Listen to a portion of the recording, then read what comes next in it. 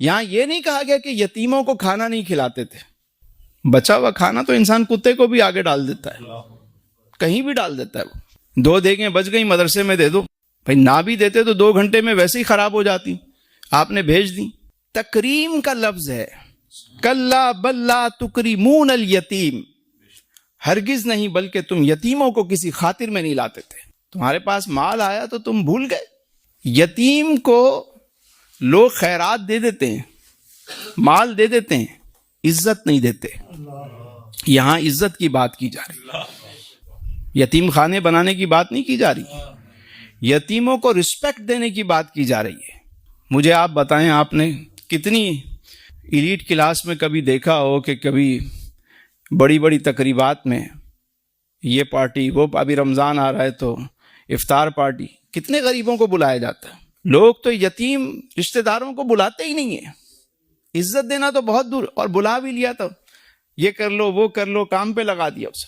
تمہیں شرم نہیں آتی؟ تمہارے پاس جب مال آیا تم نے ان کا خیال ہی نہیں کیا.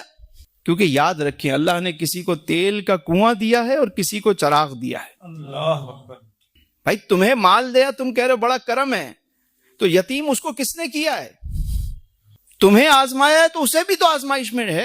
اور یاد رکھے, یتیم کی آہ جو ہے نا بہت زیادہ لگتی ہے. میرے حضور کا انداز دیکھیے, حضور تشریف لے جا رہے ہیں, جانے دو عالم صلی اللہ علیہ وآلہ وسلم.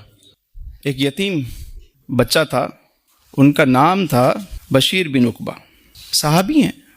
والد انتقال کر گئے تو وہ بچہ جو ہے رو رہا ہے کھڑے ہو کر.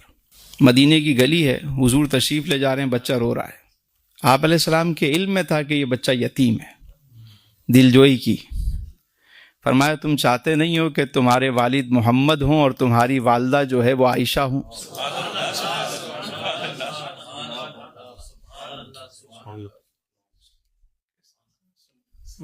اور فرمائے, ایک شخص کا بچہ گم ہو گیا, کچھ دن گزر گئے, خبر ملی کہ تمہارا بچہ فلاں جگہ کھڑا ہوا ہے, بچوں کے ساتھ کھیل رہا ہے.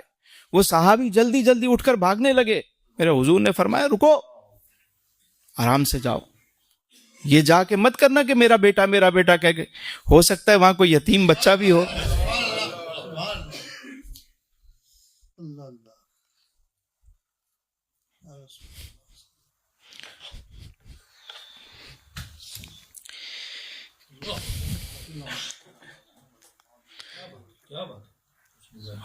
آج مجھے آپ بتائیں کہ یتیموں کا کتنا استحصال ہوتا ہے. بڑے بڑے سرکاری دفتر میں افسران بیٹھے میں, کوئی غریب آ جائے, یتیم آ جائے, کیسے اس کو دھکے دیے جاتے ہیں, اور بعد میں رمضان آئے گا خیرات کر دیں گے. ابھی رمضان آ رہا ہے, ساری NGOs مینڈک کی طرح باہر نکل آئیں گی, یتیموں کا خیال کر رہے ہیں.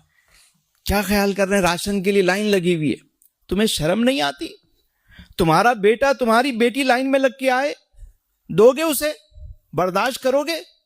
لوگوں کو لائنیں لگوا کر, تماشے بنوا کر ان میں راشن بانٹتے ہو, روڈ پہ دسترخوان لگا کے کھانے کھلا رہے ہیں.